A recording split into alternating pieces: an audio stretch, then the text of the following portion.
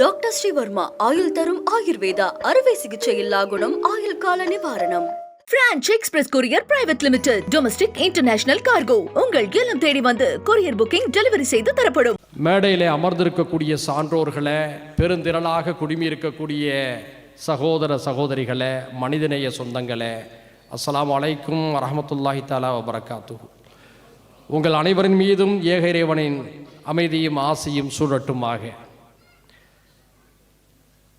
மனிதநேய ஜனநாயக கட்சியுடைய வெளிநாட்டு சார்பு அமைப்பான மனிதநேய கலாச்சார பேரவை தென்கிழக்கு ஆசியா தொடங்கி வளைகுடாவெங்கும் வாழக்கூடிய தமிழ் சொந்தங்களுக்கு மத்தியில் தனிப்பெரும் மக்கள் இயக்கமாக வளர்ந்து வருவதை தான் குவைத்திலே நடைபெற்று கொண்டிருக்கக்கூடிய மனிதநேய கலாச்சார பேரவையுடைய 7ஆம் மாநாடு உணர்த்துகிறது.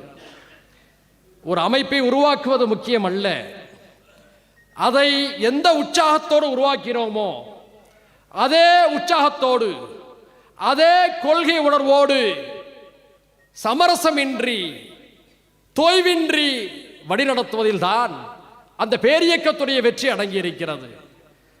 கடந்த 10 ஆண்டுகளில் 7 மாநாடுகளை நடத்தியிருப்பதன் மூலமாக குவைத்தில் வாழக்கூடிய தமிழ் உறவுகளுக்கு மத்தியில் மனிதநேய சொந்தங்கள் ஆழமான அழுத்தமான இடத்தை பிடித்திருக்கிறார்கள் என்பதை நாம் உணர்கின்ற பொழுது மகிழ்ச்சி அளிக்கிறது. நம்முடைய மாநாடுகளிலே தமிழ்நாட்டின் தனிப்பெரும் ஆளுமைகளையும் சிறப்பு வாய்ந்த உணர்வாளர்களையும் வரவழைத்து ஒன்று கூடி உரையாடி மகிழ்ந்திருக்கின்றோம். மனிதநேய கலாச்சார பேரவையுடைய நிகழ்ச்சிகளில் தான் மக்கள் வெள்ளம், இருக்கைகள் நிரம்பி அரங்கிற்கு வெளியேயும் கூட்டம், அரங்கிற்கு உள்ளேயும் அமர்வதற்கு இடமின்றி இங்கே மேடையிலும் அமரக்கூடிய ஒரு சிறப்பு என்பதையெல்லாம் பார்க்கின்ற பொழுது எனக்கு உண்மையிலேயே பெரும் மகிழ்ச்சி அளிக்கிறது. பிரம்மாண்டமான உயர் அலுவலகங்கள் நம்மிடம் இல்லை. உள்நாட்டு வங்கிகளிலும் வெளிநாட்டு வங்கிகளிலும் நிரம்பி வழியக்கூடிய பொருளாதார பலம் இல்லை. ஆனால் ஆற்றல் மிகு செயல் வீரர்களையும் அழுத்தமான தம்பிகளையும் சிறப்பு வாய்ந்த ஆதரவாளர்களையும் நாம் பெற்றிருக்கிறோம் என்பதைத்தான் இந்த கூட்டம் உணர்த்துகிறது. நாடறிந்த தலைவர்களாக நாம் இல்லை, ஆனால் நாம் உருவாக்கி இருக்கக்கூடிய கொள்கைகள் மக்களை வசீகரிக்கிறது. நாம் எடுத்து எம்பக்கூடிய உணர்வலைகள் மக்களை நம்மை நோக்கி நகர்த்தி வருகிறது. நாம் பண்ணை முதலாளிகளுடைய பேரப்பிள்ளைகள் இல்லை, ஆலை முதலாளிகளுடைய வாரிசுகள் இல்லை, எளிய மக்களுடைய நம்பிக்கை நட்சத்திரமாக இருக்கின்றோம். பெரும் பெரும் செல்வந்தர்கள் எல்லாம் அரசியல் களத்துக்கு வந்திருக்கிறார்கள். அண்ணன் கருணாசை போன்ற எண்ணற்ற பல ஆளுமைகள் திரைத்துறையிலிருந்து வருகை தந்திருக்கிறார்கள்.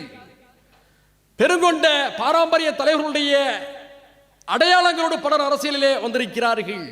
ஆனால் எங்களை போன்றவர்கள் எளிய நிலையிலிருந்து மக்களுடைய உணர்வுகளை முழுமையாக புரிந்து எந்ததொரு தனிப்பட்ட விருப்புகளையும் முன்னிறுத்தாமல் மக்களுடைய நலன் மட்டுமே முக்கியம் என்ற அடிப்படையிலே நாம் தொடர்ந்து அரசியல் பணியாற்றி வருகிறோம். அதனால்தான் எங்களுடைய கட்சியிலே நாடாளுமன்ற உறுப்பினர்கள் இல்லை, சட்டமன்ற உறுப்பினர்கள் இல்லை. 100க்கும் குறைவாக தன்னந்தனியாக தனித்து நின்று வெற்றி பெற்ற உள்ளாட்சி பிரதிநிதிகள் மட்டுமே உண்டு. அப்படிப்பட்ட ஒரு கட்சி தமிழ்நாட்டு அரசியல் அரங்கில் அன்றாடம் செயல்படக்கூடிய களப்பணியாளர்களையும் அன்றாடம் அரசியல் நிலைப்பாடுகளுக்கு அறிக்கைகள் மூலமாக கருத்துக்களை வெளிப்படுத்தக்கூடிய தன்மையையும் பெற்றிருக்கிறது என்று சொன்னால் நம்பிக்கையோடு சொல்கிறோம், அடுத்த 25 ஆண்டு காலுக்கு இறைவனுடைய அருளாலே நம்முடைய அரசியலை அசைக்க யாராலும் முடியாது. நாம் வளர்ந்து கொண்டே இருப்போம். ஏனென்று சொன்னால் இது வெற்றி தோல்விகளை கடந்த இயக்கம். ஒரு 2 நாடாளுமன்ற உறுப்பினர்களுக்காகவோ 5-6 சட்டமன்ற உறுப்பினர்களுக்காகவோ இதை நாம் ஆரம்பிக்கவில்லை. தொலைந்து கொண்டிருக்கக்கூடிய அரசியல் விழுமியங்களை காப்பாற்ற வேண்டும். வெறுப்பு அரசியலை பரப்பி அதிகாரத்துக்கு வரத்துடிப்பவருடைய சூழ்ச்சிகளை தமிழ் மண்ணிலே எடுத்துரைக்க வேண்டும். பெரும்பான்மை மக்களையும் சிறுபான்மை மக்களையும் அண்ணன் தம்பிகளாக கைகுலுக்க செய்ய வேண்டும், அந்த உறவுகளை பாதுகாக்க வேண்டும் என்ற உணர்வுகளோடு தான் இந்த கட்சியை நாம் நடத்தி கொண்டிருக்கின்றோம். அடுத்த முறை எங்களுக்கு நாங்கள் இருக்கக்கூடிய கூட்டணியிலே தொகுதிகள் கிடைக்கும், கிடைக்காமலும் போகலாம். அதை பற்றி கவலை இல்லை. இந்த மண் அமைதியாக இருக்க வேண்டும். இந்த மண்ணில் வாழக்கூடிய உறவுகள் நிம்மதியாக, சந்தோஷமாக, அண்ணன் தம்பிகளாக, சகோதர சகோதரிகளாக வாழ வேண்டும் என்ற லட்சியத்திற்காகத்தான் இந்த சிரமங்களுக்கு மத்தியிலே அரசியலை வழிநடத்தி கொண்டிருக்கின்றோம். நான் ஏற்கனவே சுட்டிக்காட்டியது போல் 5 மாடி அலுவலகங்கள் எங்களிடம் இல்லை. உள்நாட்டிலோ வெளிநாட்டுகளிலோ வங்கிகளிலோ சேமித்திருக்கக்கூடிய எந்த பணமும் எங்களிடம் இல்லை. மக்களிடம் நன்கொடை பெற்றுதான் ஒவ்வொன்றையும் செய்கின்றோம். இந்த நிகழ்வு கூட நம்முடைய தமிழ்நாட்டு வம்சாவளி உறவுகளுடைய பங்களிப்போடு, ஆதரவோடு தான் நடைபெற்றுக் கொண்டிருக்கிறது. மக்களிடமிருந்து நன்கொடை பெற்று இயக்கம் நடத்துகின்ற போதுதான் அந்த இயக்கத்திலே உயிரோட்டம் இருக்கும், ஒரு நேர்மையும் துணிச்சலும் இருக்கும். ஏனென்றால் மக்களுக்கு பதில் சொல்ல வேண்டும் என்ற அச்ச உணர்வோடு பொது வாழ்வை நடத்தக்கூடிய வாய்ப்பும் அதில் தான் இருக்கும். அந்த அடிப்படையில் தான் மனிதநேய ஜனநாயக கட்சி தமிழ்நாட்டில் மட்டுமல்ல, தென்கிழக்கு ஆசியாவுடைய தென்கோடியிலிருந்து வளைகுடாவுடைய எல்லை மட்டுமல்ல, இங்கிலாந்திலும் கால் பதித்திருக்கிறது. அடுத்த மாதம் கேரளாவிலும் இந்த கட்சியுடைய கிளைகள் தொடங்கவிருக்கிறது. இன்னொன்று, அண்ணன் கருணாஸ் அவர்கள் முதலாக வளைகுடாவிலே பொது நிகழ்ச்சியிலே பங்கேற்கிறார். அருமை சகோதரர் முக்தார் அவர்களும் அப்படிதான். ஏதோ குறிப்பிட்ட சமூகத்தினர் மட்டும்தான் மனிதநேய ஜனநாயக கட்சியுடைய நிகழ்ச்சிக்கு வருவார்கள் என்று அவர்கள் எதிர்பார்த்திருந்திருப்பார்கள்.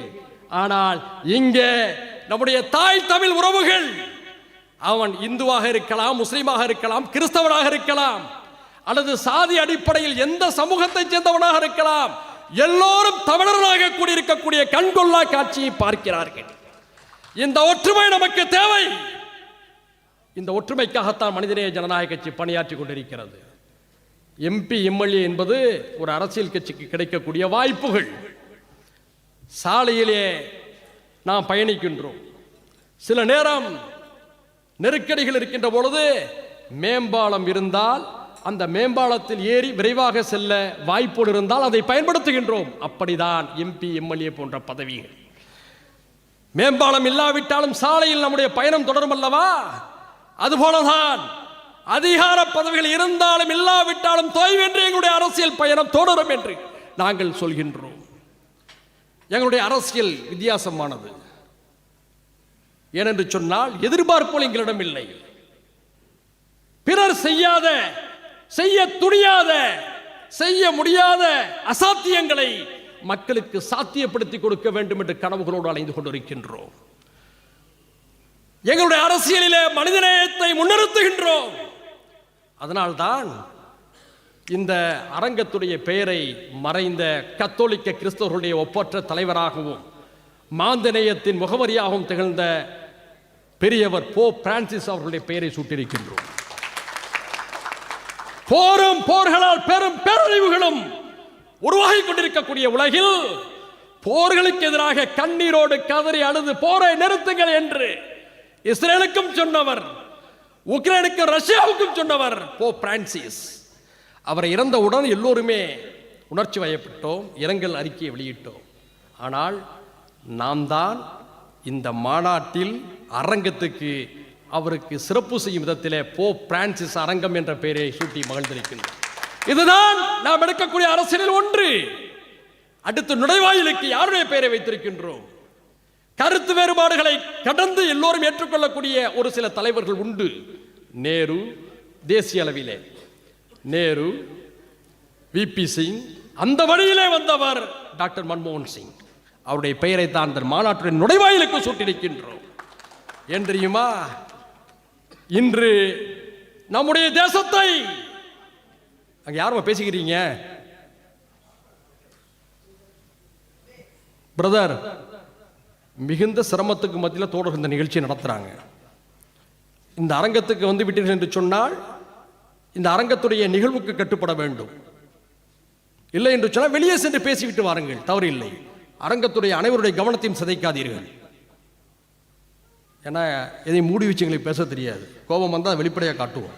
ஏன்னா நாங்கள் வெளிப்படையானவர்கள். அப்போ மன்மோகன் சிங் அவர்களுடைய பெயரை சூட்டியிருக்கிறோம். ஏன் தெரியுமா? இன்றைய வெறுப்பு அரசியல் நிறைந்த இந்திய சூழலில் சாமானிய மக்களுக்கும் அரசுடைய நிர்வாகத்தன்மையை கேள்வி கேட்கக்கூடிய உரிமை உண்டு என்று சொல்லி தகவல் அறியும் உரிமை சட்டத்தை கொண்டு வந்தவர் டாக்டர் மன்மோகன் சிங் அவர்கள். கல்வி உரிமை சட்டம் யார் கொண்டு வந்தது? மன்மோகன் சிங் கொண்டு வந்தது. வன உரிமை சட்டம் பழங்குடிகளுடைய நிலங்கள் பாதுகாக்கப்பட வேண்டும் என்பதற்காக வன உரிமை சட்டத்தை கொண்டு வந்தவர் டாக்டர் மன்மோகன் சிங். அடுத்து நிலம் கையகப்படுத்துகின்ற பொழுது அரசுக்கும் மக்களுக்கும் இடையிலே போராட்டங்கள் நடக்கும். 8 வழிச்சாலையா 6 வழிச்சாலையா உடனடியாக போராட்டம். ஏனென்று சொன்னால் விலை மதிப்பற்ற எங்களுடைய நிலத்தை குறைந்த விலைக்கு அரசு எடுப்பதா என்ற கோபம். அதற்கு முற்றுப்புள்ளி வைக்கும் விதத்தில் மும்மடங்கு சந்தை விலைக்கு நாங்கள் பணம் தருவோம் என்று சொல்லி நிலம் கையகெடுத்தலை எளிமையாக்கியவர் டாக்டர் மன்மோகன் சிங் அவர்கள். அது மட்டுமல்ல, மன்மோகன் சிங் அவருடைய காலத்தில் தான் நீதியரசர் பிராமண சமுதாயத்தைச் சேர்ந்த சச்சார் அவர்களுடைய சச்சார் கமிட்டி அறிக்கை நாடாளுமன்றத்திலே தாக்கல் செய்யப்பட்டது. சச்சார் கமிட்டியை அறிக்கைக்கு தலைவராக இருந்தவர் நீதியரசர் சச்சார். அவர் பிசி சமூகத்தையோ எம்பிசி சமூகத்தையோ தலித் சமுதாயத்தைச் சேர்ந்தவர் அல்ல, பிராமண சமுதாயத்தைச் சேர்ந்தவர். இந்த நாடு என்று சொன்னால் இந்திய திருநாட்டில் குறிப்பாக அவர் தமிழ்நாட்டையும் கேரளாவையும் மையப்படுத்தாமல் கேரளாவையும் தமிழ்நாட்டையும் தவிர்த்த இந்தியாவை சுட்டிக்காட்டி பேசுகிறார். தலித்துகளின் வாழ்நிலையை விட இந்திய முஸ்லிம்களுடைய வாழ்நிலை மிக மிக மோசமாக இருக்கிறது என்று தன்னுடைய அறிக்கையில் அம்பலப்படுத்தியவர் ஐயா சச்சார். அந்த சச்சாருடைய அறிக்கையை துணிச்சலோடு நாடாளுமன்றத்திலே சமர்ப்பிக்க செய்து அதற்கான அங்கீகாரத்தை கொடுத்தவர் டாக்டர் மன்மோகன் சிங் அவர்கள். அதனால்தான் பலரும் மறந்திருக்கிறார்கள். இப்பொழுதெல்லாம் ஏற்கனவே முக்தார் அவர்களும் சாடை மாடையாக சில விஷயத்தை சுட்டிக்காட்டினார்கள். அண்ணன் கருணாஸ் அவர்களும் சாடை மாடையாக சில விஷயங்களை சுட்டிக்காட்டினார்கள். நடிப்பவர்கள் நிறைந்த காலம் அரசியலிலே இப்போது. ஆனால் மன்மோகன் சிங் அவர்களுக்கு அடக்கத்தளத்தில் கூட உரிய மரியாதையை கொடுக்கவில்லை. அடக்கத்தளத்தில் கூட ஒரு மரியாதையை கொடுக்கவில்லை. ஆனால் அவர்தான் இந்தியாவுடைய பொருளாதாரத்தை மாற்றி வைத்தார். குவைத்திலே நீங்கள் எதையெல்லாம் அனுபவிக்கிறீர்களோ, வளைகுடாவிலே நீங்கள் எதையெல்லாம் அனுபவிக்கிறீர்களோ அத்தனை பன்னாட்டு பொருள்களையும் இந்திய திருநாட்டில் இருக்கக்கூடிய கிராமத்து தமிழனும் இந்தியனும் அனுபவிக்கக்கூடிய வாய்ப்பை உருவாக்கி தந்தவர் டாக்டர் மன்மோகன் சிங் அவர்கள். அவர் ஏற்படுத்திய பொருளாதார சீர்திருத்த சிறப்புகள் தான் இன்று உயரிய இலக்கை நோக்கி இந்தியாவை வழிநடத்தி கொண்டிருக்கிறது. உண்மை. ஜெர்மனியின் பொருள்களை, ஜப்பானுடைய பொருள்களை, இத்தாலியின் பொருள்களை, அமெரிக்காவுடைய பொருள்களை சாமானிய இந்தியர்களும் பயன்படுத்தக்கூடிய அளவுக்கு கொண்டு வந்தவர் அவர்தான். அதனால்தான் டாக்டர் மன்மோகன் சிங் அவருடைய பெயரை சூட்டியிருக்கின்றோம். ஏனென்று சொன்னால் மனிதநேய ஜனநாயக கட்சி இப்படிப்பட்ட அரசியலையும் உள்வாங்கி அதை மக்களுக்கு நினைவூட்டிக் கொண்டிருக்கிறது என்பதை சொல்கின்றேன். அதுபோல்தான் இந்த மேடைக்கு இந்தி எதிர்ப்பு போராளி, புரிந்து கொள்ள வேண்டும், இந்தி ஆதிக்க எதிர்ப்பு போராளி. எந்த மொழிக்கும் நாம் எதிரானவர்கள் அல்ல, மொழி திணிப்புக்கு எதிரானவர்கள். இந்தி ஆதிக்க திணிப்புக்கு எதிராக பாடல்களை பாடி தமிழர்களுடைய உள்ளங்களை உலுக்கிய நூற்றாண்டு நாயகர் ஐயா நாகூர் ஹனிபா அவர்களுடைய பெயரை சூட்டியிருக்கின்றோம்.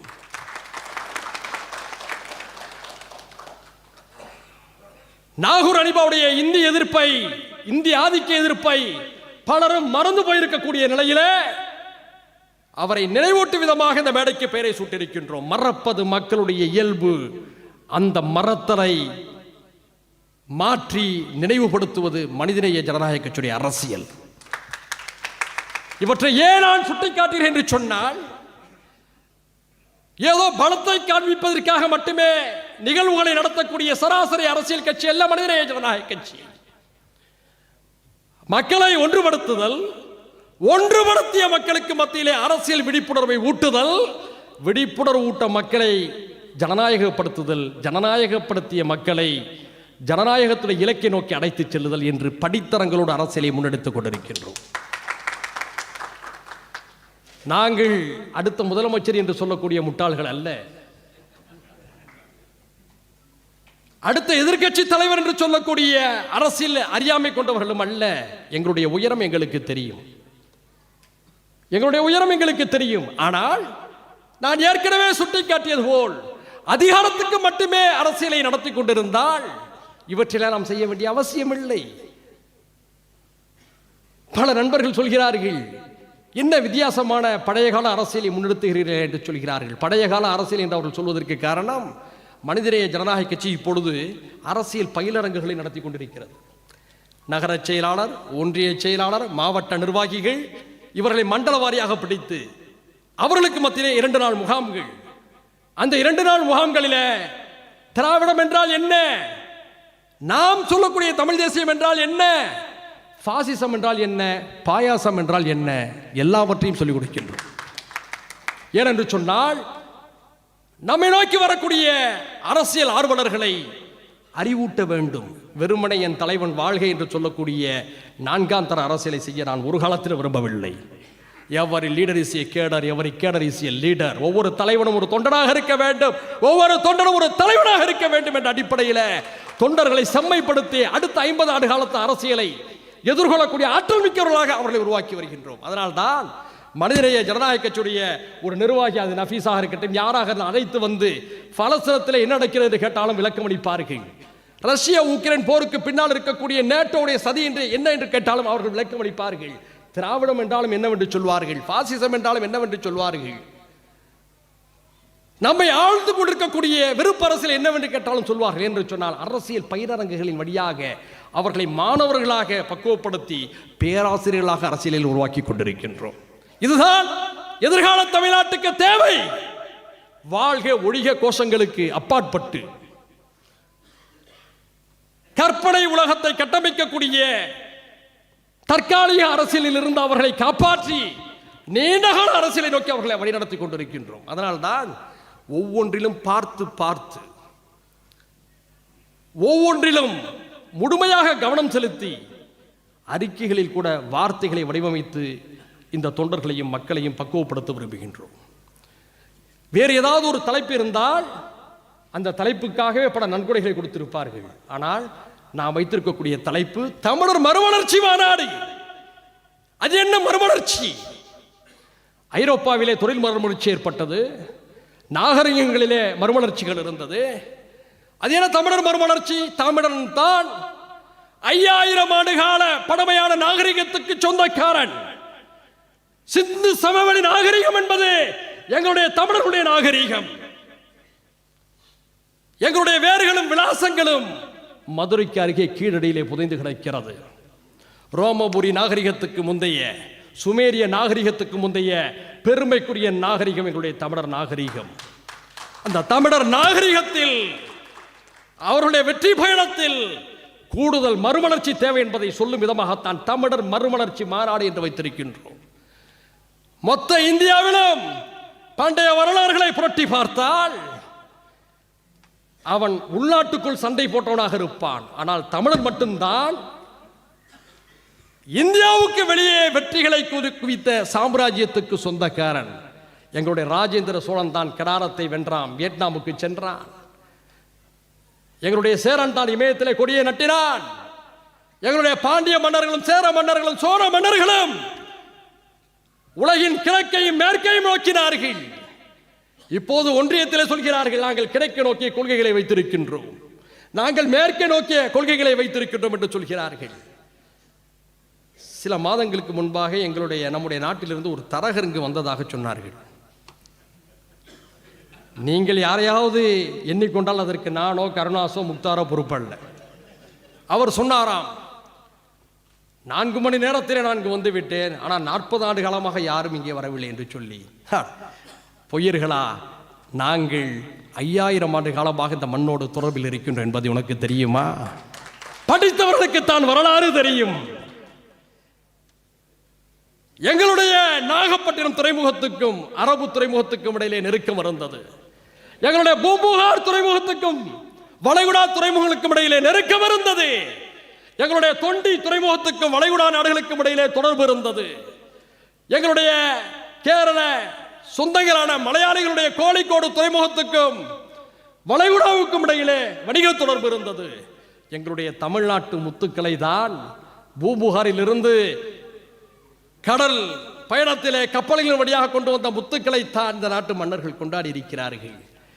எங்களுடைய மண்ணிலிருந்து நாங்கள் உருவாக்கிய முத்துக்களை, சாம்பிராணி போன்ற நறுமண பொருள்களை எங்களுடைய வனத்தில் எங்களுடைய பழங்குடி உறவுகள் ஆசை ஆசையாய் துணிச்சலோடு முறுக்கேறிய கரங்களோடு மரமேறி பறித்த தேனடைகளில் இருந்து பறித்த தேனை இங்கு வளைகுடாவுக்கு அனுப்பியிருக்கிறார்கள்.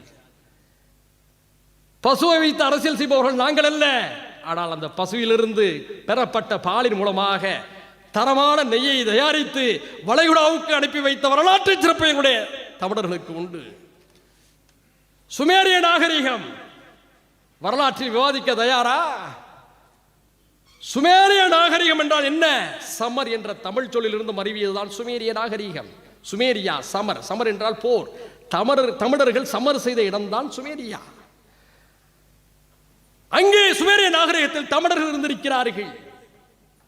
எகிப்தில் அலெக்சாண்டிரியாவுக்கு அருகிலே தமிழர்களுடைய குடியிருப்போல் இருந்திருக்கிறது. எத்தனை பேருக்கு தெரியும்? டெல்லியில் இருக்கக்கூடிய உங்களுக்கு இந்த வரலாறு இல்லை, சென்னையில் இருக்கக்கூடிய எங்களுக்கு வரலாறு உண்டு.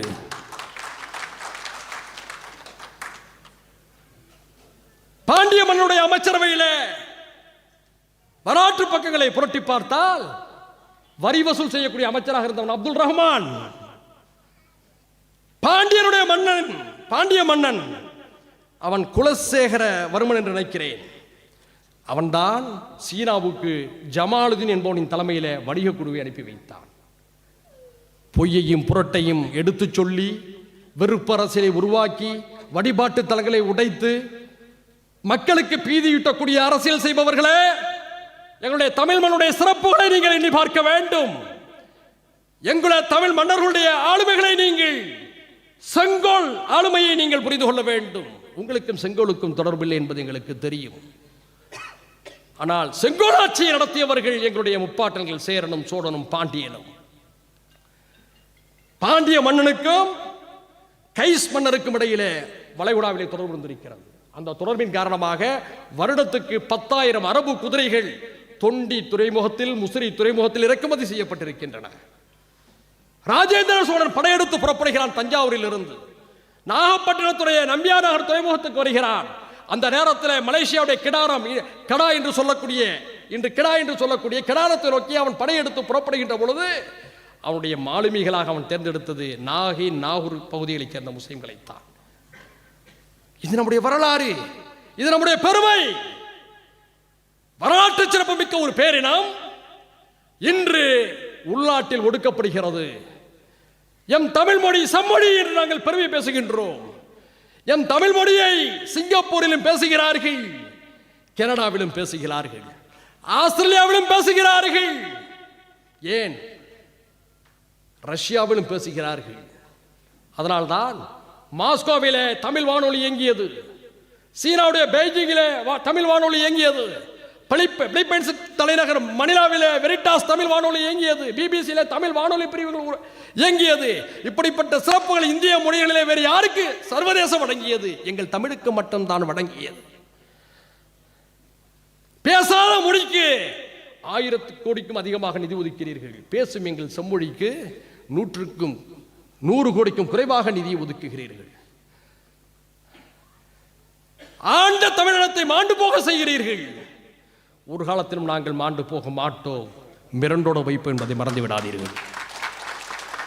உங்களுடைய வெறுப்பு அரசியலை நீங்கள் குஜராத்திலே விதைக்கலாம், யூபியிலே விதைக்கலாம், எங்கள் தமிழ் மண்ணில் ஒரு காலத்திலும் விதைக்க முடியாது என்பதைத்தான் இங்கே புலி உரிமை சென்றது.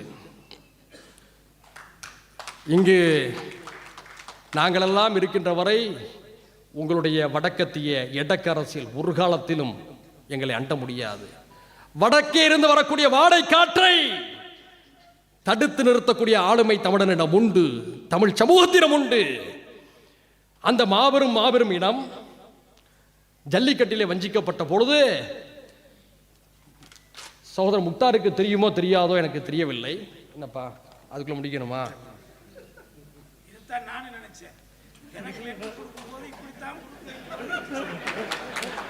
நான் அப்படி கொடுக்கவே இல்லை. பல நேரம் சட்டசபையில் சபாநாயகர் பேசிக்கிட்டு இருக்கும்போது நானும் இவரும் தனியரசன் தனியாக ஒரு சட்டசபை நடத்திக்கிட்டு இருப்போம். எதிர்த்தாப்புல உள்ளவங்களும் சரி, இந்த சைடில் உள்ளவங்களும் சரி உத்து கவனிப்பாங்க. தமிழ்நாட்டில் இருக்கக்கூடிய சட்டசபையில் திமுகவும் அதிமுகவும் சமபலத்தோடு இருக்கக்கூடிய நேரத்தில் இந்த 3 பேரும் உட்காந்துக்கிட்டு தனியாக ஒரு சட்டசபை நடத்திக்கிட்டு எல்லாரும் பார்ப்பான். ஆனால் நாங்கள் என்ன பேசிக்கிறதா எழுதிக்கிறதா யாருக்குமே தெரியாது. ஆனால் அதிர்வலைகளை ஏற்படுத்துவோம். சேர சோழ பாண்டியன்னு சொல்லி எல்லாருமே எங்களை பாராட்டுவாங்க. அப்படிப்பட்ட ஒரு அரசியல். இதை ஒரு துடிசிறு கொடுத்துருவாங்க. என்னன்னு சொன்னோம்னா, மேலே உள்ளதை நான் பேசக்கூடாது, நீங்கள் பேசலாம், கீழே உள்ளதை நான் பேசலாம். சமஸ்கிருத மொழி வளர்ச்சிக்கு 2000 கோடி, தமிழ் மொழி வளர்ச்சிக்கு 100 கோடிக்கும் கீழேங்கிறத புலி கொடுத்து அனுப்புது. ஒன்று தெரியுமா? நாளைக்கு டியூட்டிக்கு போனால் எனக்கு புரியுது. I am very sorry. ஏன்னா எனக்கு முன்னால் முக்தார் ஒரு டபால் அடித்தார், அதுக்கடுத்து ஒரு டிமில் போட்டார். இப்படி தான் உசுப்பேத்துறது. இருந்தாலும் எங்களுக்கு என்ன சந்தேகம் சங்கடம்னா, தொழிலாளர்கள் உழைப்பாளிகளாக இருக்கிறீங்க, தூக்கம் இல்லாமல் இருப்பீங்க, ஒரு நாள் மகிழ்ச்சியாக வெள்ளிக்கிழமையில் இருப்பீங்க. ஆனால் ஒரு கலை நிகழ்ச்சி நடத்தினா ஆச்சரியம் இல்லை போகிறது. ஆனால் ஒரு கருத்து நிகழ்ச்சி நடத்தும் போது இவ்வளவு பேர் திரண்டு வந்து பேசுங்கன்னு சொன்னீங்க பாருங்க, அதான் மாநாட்டுடைய வெற்றி. அப்போ ஜல்லிக்கட்டு விஷயத்தை நம்மளோட உரசி பார்த்துனாங்க. ஒரு நீதிபதி கேட்டார், ஏன் நீங்கள் வந்து வீடியோ கேமில் விளையாடக்கூடாது? நான் வாங்கி வருது. வீடியோ கேமில் விளையாடுறது என்பது உன்னை போன்ற சோம்பேறிகள் டெல்லியுடைய எல்லைக்குள்ளே இருப்பீங்க, உங்களுக்கு இடப்பற்றாக்குறை இருக்கலாம், நீங்கள் வீட்டில் உட்காந்து விளையாண்டுக்கிட்டு இருக்கலாம். நாங்கள் மரபு சார்ந்த பேரினம், மோதி பார்ப்பதும் அந்த மோதலிலே வெற்றி பெறுவதும் எங்களுடைய குணாதிசயம். மாட்டு மேலே ஏறி போய் உழுவுறீங்களே, சிங்கத்து மேலே ஏறி உழுவீங்களான்னு கேட்டான். மாட்டை பிடிச்சி கொடுக்குறோம், நாங்கள் மோதுறோம், நீ சிங்கத்தை கையில் பிடிச்சி கொடு மோதுறோம். அப்போ அந்த நேரத்தில் நாங்கள் 3 பேரும் சட்டமன்றத்தில் இருக்கிறோம். ஒரு காலத்தில் தமிழ்நாடு சட்டமன்றத்தில் ஐயா எம்ஜிஆர், ஐயா கலைஞர்லாம் இருக்கும் பொழுது அது ஒரு உற்சாகம். ஏன்னா ஒருவருக்கொருவர் பேசி ரசிப்பாங்க. விமர்சனத்தை கூட மகிழ்ச்சியாக ஏற்றுக்கொள்ளக்கூடிய பக்குவம் அன்றைய தலைவர்களிடம் இருந்தது. உதாரணத்துக்கு திருச்செந்தூரில் வந்து வேல் காணாமல் போயிடுச்சு அப்படிங்கிற ஒரு பெரிய பிரச்சனை. அப்போது கலைஞர் பெரிய ஊர்வலத்தை எல்லாம் நடத்தக்கூடிய நேரம். அப்போ சட்டமன்றத்தில் எம்ஜிஆர் ஐயா அவர்கள், இவர்களெல்லாம் வந்து வேலை தேடி ஊர்வலம் போகிறார்கள், இதை கேட்டு முருகனை ஓடி போய்விட்டார்னு சொல்லி உன்னை கலைஞர் எந்திரிக்கிறார். நான் வேல் தான் காணாமல் போய்விட்டது நினைத்தேன், இப்போதான் தெரிகிறது முருகனே காணாமல் போய்விட்டார். உடனே எம்ஜிஆர் சிரிக்கிறார். இதெல்லாம் ஒரு பண்பாடு. ஐயா துரைமுருகன் வந்து அன்றும் சரி இன்றும் சரி ஹீரோ அவர் தான். சட்டமன்றத்தில் எல்லாரும் ரசிப்பாங்க. நாங்கள் கேட்டு பாருங்க, நான் கருணாசு தண்ணீர் எங்கள் 3 பேரும் ரொம்ப ஜாலியாக இருப்பார். என்னைய பார்த்தா சொல்ல, என்ன டெல்லி சுல்தான் அப்படிம்பார் என்னைய.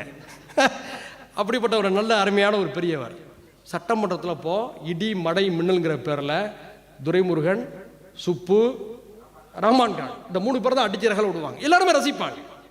அது நாகரிக அரசியல். அப்படிப்பட்ட ஒரு காலகட்டத்துக்கு பிறகு அவங்களாச்சும் ஒரே கட்சியை சேர்ந்தவர்கள் 3 பேரும் நாங்கள் வெவ்வேறு பகுதி, வெவ்வேறு கட்சி, வெவ்வேறு பிராந்தியத்திலிருந்து வந்து ஒற்றை அரசியலாக நின்று தமிழ்நாட்டுடைய உரிமைகளுக்காக குரல் கொடுத்தோம். அப்ப ஜல்லிக்கட்டு விவகாரம் நடந்து கொண்டிருக்கின்ற பொழுது 2017ஆம் ஆண்டு என்னுடைய நினைவாற்றல் சரியாக இருந்தால் ஜனவரி 12ஆம் தேதி சங்கம் வைத்து தமிழ் வளர்த்த மதுரை மண்ணில மனிதநேய ஜனநாயக கட்சி, முக்குளத்தோர் புலிப்படை, தமிழக கொங்கு இளைஞர் பறவை என்று 3 கட்சிகளும் இணைந்து ஜல்லிக்கட்டுக்காக முதல் போராட்டத்தை பற்ற வைத்தவர்கள் நாங்கள். என்ன பிரச்சனைனா, நம்மகிட்ட பெரிய ஊடக வலிமை இல்லை. ஏதோ முக்தார் போன்றவர்கள் எங்களுக்கு ஆதரவு கொடுத்தா தான் உண்டு. இந்த உண்மை எத்தனை பேருக்கு தெரியும்? நான் சொல்லல, பகிரங்கமாக சொல்றேன், சாட்சியை வச்சு சொல்றேன். டிசம்பர் 12, ஒருவேளை 11 கூட இருக்கலாம் நினைவு ஆற்றல் தவறி இருந்தா, 2017 நாங்கள் 3 பேர் ஃபோனில் தான் பேசுகிறோம். ஃபோனில் பேசிட்டு இவர் சொல்கிறார், என்னப்பா உடனே தான் உரிமையோட கேட்பார், என்னப்பா நீ சொல்கிற சொல்லுப்பான் பாரு, தனியரசு வாங்க 3 பேரும் கன்சல்ட் பண்ண விடாது. உடனே ஃபோனில் கன்சல்ட் பண்ணோம், உடனே களத்தில் இறங்கணும். பெரிய 5000 பேர் 10,000 பேர்லாம் கூட்டலை. ஏன்னா 5000 பேர் 10,000 பேர் தூட்டினா ஒவ்வொருத்தவனும் 10 லட்ச ரூபா செலவு பண்ணணும். நான் அந்த 10 லட்ச ரூபாய்க்கு 10 பேர்கிட்ட பிச்சை எடுக்கணும், சாத்தியம் இல்லை. கொஞ்சம் காசு எடுத்து போட்டோம், 3 பேர் சேர்ந்தோம், நடத்தினா 1000 பேர் வந்தான். தமிழ்நாடு லைவ், மூவரணி களத்தில் இறங்கி விட்டது, ஜல்லிக்கட்டு போராட்டம் புறப்பட்டதுன்னு சொல்லி செய்தி போடுறான். பற்றி எரிஞ்ச உடனே அடுத்த நாள் லயலா கல்லூரி மாணவர்கள் போராட்டத்தை குதிக்கிறார்கள். அதைத் தொடர்ந்து சென்னை புதுக்கல்லூரி மாணவர்கள் போராட்டத்தில் குதிக்கிறார்கள். தொடர்ந்து நாலாபுரங்களிலிருந்தும் சென்னை மெரினாவை நோக்கி மக்கள் அலைகளாக புறப்பட்டு வங்கக்கடலுக்கு போட்டியாக உட்காருகிறார்கள். ஜல்லிக்கட்டு போராட்டம் தமிழர்களுடைய வாழ்வியலே ஒரு வசந்தம். மெரினா வசந்தம் என்று சட்டமன்றத்தில் நான் குறிப்பிட்டேன். அதை முதலமைச்சர் ஓபிஎஸ் பார்த்து சிரித்தார். அவரால் சிரிக்க மட்டும்தான் முடியும். ஆனால் அந்த நேரத்தில் சொன்னேன், தமிழர்களுடைய இத்தகைய போராட்டம் நம்முடைய காலத்தில் நடந்தது நமக்கு பெருமை என்று குறிப்பிட்டேன். ஜல்லிக்கட்டு போராட்டத்தை 3 கட்சிகள் தான் கூர்மைப்படுத்தி வெற்றியான இலக்கை நோக்கி அடைத்து சென்றோம். எத்தனை பேருக்கு தெரியும்? மாட்டுக்கறி விவகாரம் வந்துச்சு.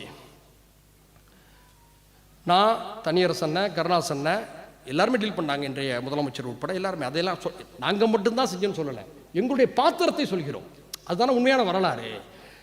அப்போ புலி சொன்னிச்சு, நான் சில விஷயங்களை இப்போ ஒரு விஷயத்தை என்ன எழுதி கொடுத்தாரு, அண்ணா இதை நான் பேசக்கூடாதுன்னு சொன்னேன். காரணம் அவருக்கு தெரியும். ஏன்னா அதை விஷமத்தனமாக டைவர்ட் பண்ணுறது நிறைய பேர் இருக்கான். சரியா? அப்போது என்ன ஆயிடுச்சுன்னு சொன்னார், நான் தலைநகர் சென்னைக்கு வந்தபொழுது இட்லிக்கு சுவையாக இருக்கிறது என்று மாட்டுக்கறியை தொட்டுக்கொண்டு சாப்பிட்டேன் என்று சொன்னார். அடுத்து ஒரு போட்டார் பாருங்க, மொத்தம் மயிலாப்பூரம் ஆடி போயிடுச்சு. அது அவரே மறந்துருப்பார். ஏன்னா சில நேரத்தில் அவர்கிட்ட மறதியும் உண்டு. என்னன்னா, ஏயா மாட்டுக்கறி சாப்பிடக்கூடாதுன்னு சொன்னால் ரிக்வேதத்தில் யாகம் நடத்தி மாட்டுக்கறியை தவம் செய்து அதை சாப்பிட்டவர்கள் யார் என்று ஒரு கேள்வியை கேட்டார். வைரல். உடனே கூலிக்கு மாரடிப்பதற்காக இப்போ சில பேரை போட்டு வச்சிருக்கிறாங்க. அவங்களோட வேலை என்னன்னு சொன்னோம்னா, எந்த செய்தி வந்தாலும் கீழே கமெண்டில் போய் மிக கேவலமாக கொச்சையாக கமெண்ட் செய்வது. இவர் கேட்ட கேள்விக்கு பதில் ரிக்வேதத்தில் பசுவை யாகம் செய்து நெய்யில் வறுத்து சாப்பிட்டது யாருன்னு சொல்லி கேட்டார். அந்த கேள்விக்கு பதில் இல்லை. ஆனால் தாறுமாறாக பதில் தெளித்தார்கள். இப்போ மாட்டுக்கறி விஷயத்தை நாங்கள் சொன்னோம், இது கிராமப்புற பொருளாதாரம். வயதான மாடுகளை தொடர்ந்து பராமரித்தால் புண்ணாக்கு வைக்கோல் போன்ற செலவுகள் அதிகம். இதை சார்ந்து இருக்கக்கூடிய கிராமப்புற மக்கள் உழவர்கள் சிரமப்படுவார்கள். அவர்கள் இதை ஒரு சந்தையிலே போய் விற்பதன் மூலமாக கிராமப்புற பொருளாதார வளர்ச்சி ஏற்படுகிறது என்று நான் குறிப்பிட்டேன். அதே மாதிரி தான் ரத யாத்திரை பிரச்சனை வந்த நேரத்தில் அண்ணன் தனியரசு ஒரு அடிச்சார். என்ன இருக்கா ப்ரெஸ்ஸில் நாங்கள் 3 பேர் தான் அட்டன் பண்ணுறோம். ஏன்னா ப்ரெஸ் அப்போ நாங்கள் தான் சூப்பராக டீல் பண்ணுவோம். ப்ரெஸ் எங்கள்கிட்ட விரும்பி வரும். அப்போது கேட்டார் ஒரு கேள்வி, ஏன்பா உங்களுடைய ராமரை விநாயகரை தமிழ்நாட்டில் ஊர்வலமாக கொண்டு செல்கிறீர்கள், எங்களுடைய தமிழ்நாட்டு முருகனை உத்தரப்பிரதேசத்திற்கு நீங்கள் கொண்டு செல்ல தயாரானு கேட்டார். பாருங்க கேள்வி, பதிலே இல்லை. உடனே தனியரசை நீ அப்படி இப்படி அது போயிடு, அந்த இதுக்குன்னு ஒரு கூலிப்படை வச்சிருக்கிறாங்க, நம்ம அதை பற்றி கவலைப்படக்கூடாது. இன்னைக்கு நான் முக்தாரை கூட்டிட்டு வரவும், அவர் ஒரு வியாபாரியா நான் ஒரு வியாபாரியா, புரியுதா இல்லையா, ஒப்பாரி. ஆக இதெல்லாம் கூலிப்படைகள். எதுக்காக சொல்றேன்னா, தமிழ்நாட்டு அரசியலில் ஒரு பெருங்கொண்ட தாக்கத்தை ஏற்படுத்திய நாம் தமிழர்களுடைய மறுமலர்ச்சிக்காகவும் நாங்கள் பாடுபடுவோம் என்பதற்காகத்தான் இந்த மாநாட்டை கூட்டியிருக்கின்றோம். பேரறிவாளன் விஷயம், ஐயா வைகோ தியாகத்தை நம்ம கூட சொல்ல முடியாது, போராடினார். ஐயா பட நெடுமாறன், தோழர் சீமான் போன்றவர்கள் அந்த நேரத்தில், இன்னும் பலரும் குரல் கொடுத்தாங்க. ஆனால் உரிய அரசியலை லாபகமாக கையாண்டு அந்த நேரத்தில் அன்றைய அரசிடம் கோரிக்கை வைத்தோம். பேரறிவாளன் உள்ளிட்ட 7 பேர் தமிழர்களுக்கு நீங்கள் சிறை விடுப்பு பரோல் வழங்க வேண்டும் என்ற அழுத்தத்தை கொடுத்தோம். அது எந்த சூழல் என்பதை பற்றி இப்போ பேசுவதற்கு நேரம் இல்லை. ஆனால் எங்களுடைய முயற்சியில்தான் பேரறிவாளன் சிறை விடுப்பிலே வந்தார். பின்னால் பேரறிவாளன் விடுதலை பெறுவதற்கு மனிதநேய ஜனநாயக கட்சியும் முக்காலத்தோர் புலிப்படையும் தமிழக கொங்கு இளைஞர் பேரவையும் இணைந்து நடத்திய முன்முயற்சிகள் காரணம் என்பதை வரலாறு பதிவு செய்திருக்கிறது. 7 தமிழர்களில் ஒருவரான பேரறிவாளன் மட்டுமல்ல, சென்னை புத்தக கண்காட்சியில் சமீபத்தில் 7 ஒருவரான ரவிச்சந்திரனை சந்தித்த போது சொன்னார், உங்களுடைய பணிகளை வரலாறு பேசும் என்று சொன்னார். அதே போன்றுதான் பெரியார் நேரடி அரசியலுக்கு வராதவர், நான் அரசியல் எப்படி செல்ல வேண்டும் என்று வழிகாட்டியவர். சட்டமன்றத்தை அவர் வந்ததில்லை பெரியார். அந்த பெரியாருடைய உருவம் பொறித்த டிஷர்ட்டை அணிந்து கொண்டு சட்டமன்றத்துக்கு சென்று நான் பெரியாரோடு வந்திருக்கேன் என்று சொன்னவன் நான். ஏன் தெரியுமா, அதுக்கு முத நாள் சட்டமன்றம் நடந்து கொண்டு இருந்த நேரம் திடீர்னு பார்த்தா புதுக்கோட்டையில் பெரியாருடைய சிலை உடைப்பு, அப்படின்னு சொல்லிட்டு காட்டுறாங்க. தலையை உடைச்சி ரோட்டில் போட்டு உருட்டி விடுறான். எனக்கு சிலை வழிபாட்டில் எனக்கு நம்பிக்கை இல்லை, அது என்னுடைய நம்பிக்கை, என்னுடைய இறை நம்பிக்கை. ஆனால் சிலையை மதிக்கக்கூடிய, சிலையை வழிபடக்கூடியவர்களுடைய உரிமைகள் பாதுகாக்கப்பட வேண்டும். அதுதான் ஜனநாயகம், அதுதான் மனிதநேயம். சரிதானே?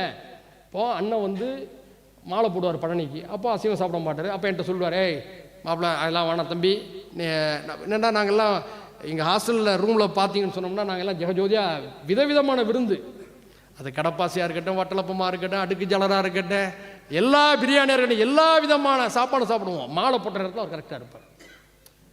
இப்பவும் கரெக்டாக இருக்கார். பார்த்தீங்களா, மினரல் வாட்டர் மட்டும்தான் புளி குடிச்சிக்கிட்டு இருக்கு. புரிஞ்சிருப்பீங்க. அவருக்கு தெரியும் மனிதநேய ஜனநாயக கட்சி நிகழ்ச்சிக்கு போனால் நாம் இப்படித்தான் இருக்க வேண்டும், அது அவருடைய பண்பாடு. அவருக்குன்னு ஒரு குணம் இருக்கலாம், ஆனால் அடுத்தவர்களுடைய உணர்வுகள் மதிக்கப்பட வேண்டும், அந்த கலாச்சாரம் பாதுகாக்கப்பட வேண்டும். இதுதான் எங்களுடைய அரசியல். அப்போ பெரியாருடைய சிலையை உடைச்சி ரோட்டில் கிடக்குது. உடனே என்ன செஞ்சு சொன்னோன்னா, என் உதவியால் அழைச்சிட்டு பெரியார் திடலுக்கு போ. எத்தனை மணி? ராத்திரி 10:30 மணி. 10:30 மணிக்கு யாரும் அலுவலகத்தை திறந்து வச்சுக்கிட்டு இருப்பாங்களா? அல்லது விடிய காலையில் போ, பெரியார் படம் போட்ட டிஷர்ட் இருந்தால் எடுத்துட்டு வா. நீ பெரியாருடைய கொள்கைகளை உடைக்கிறாய், இது சிலையை உடைக்கவில்லை, பெரியாரின் மீதான கோபத்தை நீ வெளிக்காட்டுகிறாய். அப்படி என்று சொன்னால், ஹெச் ராஜாவே, முருகனே, அண்ணாமலையே, நீ யாராக இருந்தாலும் பெரியாருடைய கருத்துகளில், எல்லா கருத்துகளிலும் எல்லோரும் ஒத்துப்போக வேண்டிய அவசியம் இல்லை. ஒரு சீர்திருத்தவாதியுடைய எல்லா கருத்துகளையும் எல்லோரும் ஏற்றுக்கொள்ள வேண்டும் என்ற எந்த நிர்பந்தமும் இல்லை. முரண்படலாம். பெரியாருடைய கடவுள் மறுப்பில் எனக்கு உடன்பாடு இல்லை. ஆனால் பெரியார் சொன்ன சமூக நீதி, மனிதநேயம், மனித உரிமைகள், தமிழ்நாட்டுடைய நலன்கள், இவை எல்லாவற்றிலும் 1000% எங்களுக்கு உடன்பாடு உண்டு. அந்த அடிப்படையில் தான் நீ பெரியாருடைய சிலையை உடைக்கிறாய் என்று சொன்னால், அவருடைய ஆதிக்க எதிர்ப்பின் மீதான கோபம், அந்த கோபத்தோடு பெரியாருடைய ஆடை அணிந்து கொண்டு வருகிறேன் என்று சொல்லி சட்டமன்றத்துக்கு உள்ளே சென்று வரலாற்று சாதனையை பதிவை நாம் செய்து வைத்தோம். இப்படி சொல்லிக்கொண்டே செல்லலாம். இது ஏன் நாங்கள் இவற்றையெல்லாம் சுட்டிக்காட்டுகிறோம் என்று சொன்னால், தமிழர்களுடைய போக்குகளில் பொழுதுபோக்குகள் மட்டுமே முக்கிய இடமாகிவிடக்கூடாது. சமூகத்தை பழுது பார்க்கக்கூடிய நிகழ்வுகளும் அவசியம். திரையரங்கில் மட்டுமே அவன் மதிமயங்கிவிடக்கூடாது. திரையரங்கமும் நம்முடைய பொழுதுபோக்கில் ஒன்று. கருணாசையும் படத்தில் பார்க்க வேண்டும், ரசிக்க வேண்டும், கைகொட்ட வேண்டும். கருணாசுடைய அரசியலையும் கொண்டாட வேண்டும். இதுதான் நம்முடைய பார்வை. உடைத்து சித்தாந்தத்தோடு களத்துக்கு வா என்று சொல்கிறோம். யாரையும் அரசியலுக்கு வரக்கூடாது என்று நானோ, முக்தாரோ, கருணாசோ யாருமே சொல்லவில்லை. வா, மண்ணுக்கான அரசியலை, மக்களுக்கான அரசியலை, உண்மையான அரசியலை, எதிர்காலத்துடைய தமிழர்களுடைய நலத்தை பாதுகாக்கக்கூடிய உண்மையான அரசியலை பேசு. பிறரை அழிக்க வேண்டும் என்று வரக்கூடிய அரசியலை எடுத்து வைக்காதே.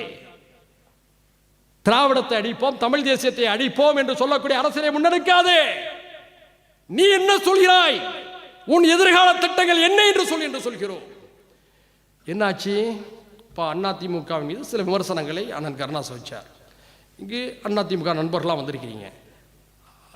டாக்டர் மரியாதைக்குரிய சமூக நீதி வீராங்கனை என்று ஐயா ஆசிரியர் அவர்களால் பட்டம் சுட்டப்பட்ட அம்மா அவர்களை நிறுத்தலுக்கு பணிந்து சுயமரியாதை இழந்து ஒரு கட்சி அணிந்துவிடக்கூடாது என்ற கவலை எங்களுக்கு இருக்கிறது. நான் இதே மேடையிலே சொல்லியிருக்கேன்னு நினைக்கிறேன். என்னன்னு சொன்னோம்னா, ஒன்று தமிழ்நாட்டை திமுக ஆளணும் அல்லது அதிமுக ஆளணும். பந்து இருவருக்குள் மட்டும்தான் இருக்க வேண்டும். தமிழர்களே, எங்களுடைய தூரநோக்கு பார்வையை புரிந்து கொள்ளுங்கள். பந்து திமுக அல்லது அதிமுகக்குள் மட்டும்தான் இருக்க வேண்டும். நமக்குள் பங்காளிகள் நாம் பேசிக்கொள்வோம். மூன்றாவது ஆட்களை உள்ளே விட்டால் வட இந்திய அரசியல் உள்ளே புகுந்துவிடும். ஏன்னா அவங்க என்ன கோரிக்கை வைக்கிறாங்க, முடக்கம் பார்த்தீங்களா? கழகங்கள் இல்லாத தமிழ்நாடு, கவலைகள் இல்லாத தமிழ்நாடு. இன்னைக்கு அம்மா ஜெயலலிதா அம்மா அவர்கள் இறந்த பிறகு அதிமுகவுடைய தலைமையுடைய பலகீனத்தை பயன்படுத்தி அதிமுகவை முதலில் அடிப்பது, உறவாடி அடிப்பது. எப்படி மகாராஷ்டிராவிலே சிவசேனையை உறவாடி அடித்தார்களோ, பீகாரில் நிதிஷ்குமாரை எப்படி உறவாடி பலகீனப்படுத்தினார்களோ, இப்போது எப்படி சந்திரபாபு நாயுடுவை பலகீனப்படுத்திக் கொண்டிருக்கிறார்களோ, இப்படி அதிமுகவை அடித்துவிட்டு இரண்டாவது இடத்தில் இப்போது உள்ள அதிமுகவை மூன்றாவது இடத்துக்கு தள்ளிவிடுவது அவர்களுடைய திட்டம். அதனால தான் நம்முடைய துணை முதலமைச்சர் சொன்னார், இன்றைய இக்கட்டான நிலையிலிருந்து அதிமுக மீண்டு வர வேண்டும் என்று சொன்னார். இதுவே ஒரு அரசியல் முதிர்ச்சி. ஏன்னா சண்டை நமக்குள்ள இருக்கலாம், ஆனால் அந்த சூழ்ச்சிக்கு சதிக்கு நம்ம பலியிடக்கூடாதுங்கிற கவலை. நீங்கள் தனிப்பட்ட முறையில் ஒரு திமுககாரரை கூப்பிட்டு ஏன்பா மற்றது பேசுவோம், உங்களுடைய அரசியல் எதிராக யார் இருக்குன்னு நினைக்கிறீங்க, மனசார சொல்லுவோம் அதிமுக தான் சொல்லிட்டு. அதிமுக தனியாக அழைச்சி ஏப்பா உண்மையை சொல்லு, உனக்கு யார் உண்மையான அரசியல் எதிராக இருக்குன்னா திமுக தான் சொல்லுவாங்க. இதுதான் உண்மை. இந்த உண்மையை நாம் வெளிப்படையாக நானும் அண்ணன் கருணாஸ் அவர்களும் தனியரசு அவர்களும் அண்ணன் வேலுமுருகன் அவர்களும் அண்ணன் திருமாவளவன் அவர்களும் இன்னும் எண்ணற்ற ஆளுமைகளையும் பேசிக் கொண்டிருக்கின்றோம். ஏனென்று சொன்னால் எதிர்கால தமிழ்நாட்டை பற்றிய கவலை. அந்த கவலையை தான் இந்த மாநாட்டின் வாயிலாக தமிழர் மறுமலர்ச்சி மாநாடு நடத்துகின்றோம். தமிழா, உன் கடந்த கால வரலாற்றை படி, உன் சமகால ஆபத்துகளை அறி, உன் எதிர்காலத்தை பாதுகாத்திடு. இதுதான் இந்த மாநாட்டுடைய முழக்கம், இந்த மாநாட்டுடைய குறிக்கோள். அதை சொல்வதற்காகத்தான் உங்களை எல்லாம் அடைத்து வைத்து எங்களுடைய கருத்துக்களை நாங்கள் பரிமாறி இருக்கின்றோம். ஆரியர் தமிழ் உறவுகளே, மனிதநேய ஜனநாயக கட்சி உங்களுக்காக, உங்களின் எதிர்காலத்திற்காக, நம் அனைவரின் ஒற்றுமைக்காக தொடர்ந்து பாடுபடும். தமிழ்நாட்டில் மட்டுமல்ல, அயலகத்திலும் இந்த உறவுகளை பாதுகாப்போம். பிற்படுத்தப்பட்டோர், மிகவும் பிற்படுத்தப்பட்டோர், தாழ்த்தப்பட்டோர், சிறுபான்மையினர் என்ற 4 பெரும் சமூகங்களையும் இணைத்து எதிர்கால தமிழ்நாட்டை பாதுகாப்போம் என்று கூறி மனிதநேய ஜனநாயக கட்சியுடைய சார்பு அமைப்பான மனிதநேய கலாச்சார பேரவையுடைய 7ஆம் ஆண்டு மாநாட்டை ஒருங்கிணைத்த மனிதநேய தம்பிமார்கள் அத்தனை பேருக்கும் என்னுடைய புரட்சிகரமான வாழ்த்துக்களை கூறி, நேரம் கடந்தும் 10 மணியை நெருங்கியும் அரங்கம் நிறைய அமைந்திருக்கக்கூடிய தமிழ் உறவுகளுக்கு மீண்டும் ஒரு நன்றியை கூறி, வாய்ப்புக்கு நன்றி கூறி விடைபெறுகிறேன். நன்றி, புரட்சிகர வாழ்த்துக்கள். டாக்டர் ஸ்ரீவர்மா ஆயுள் தரும் ஆயுர்வேதா அறுவை சிகிச்சை இல்லா குணம், ஆயுள் கால நிவாரணம். Branch express courier private limited, domestic international cargo. உங்கள் இல்லம் தேடி வந்து கொரியர் புக்கிங் டெலிவரி செய்து தரப்படும். என்றும் உங்களுடன் மை இந்தியா. முக்கிய செய்திகளை உடனுக்குடன் தெரிந்து கொள்ள சப்ஸ்கிரைப் பண்ணுங்க, பெல் பட்டனை பிரஸ் பண்ணுங்க. என்றும் உங்களுடன் மை இந்தியா.